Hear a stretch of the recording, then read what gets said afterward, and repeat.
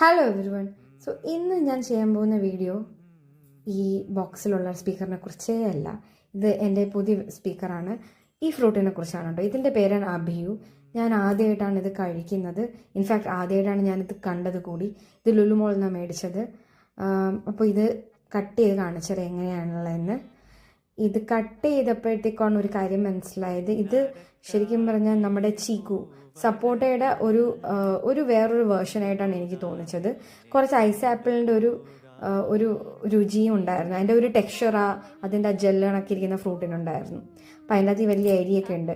ഇത് നമ്മുടെ ചീക്കു സപ്പോട്ടയ്ക്കകത്ത് ഇങ്ങനെ ഒരു അരി ഉണ്ടാവും.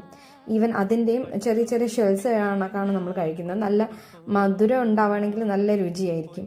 ഇതിന് ആക്ച്വലി അധികം മധുരം ഇല്ലായിരുന്നു. ഇപ്പം എൻ്റെ സിസ്റ്ററാണ് എന്നോട് ഈ ഫ്രൂട്ടിനെ കുറിച്ച് പറഞ്ഞത്.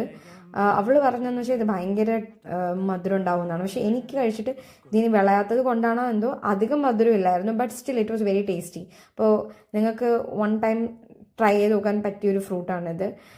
Okay, thank you, by.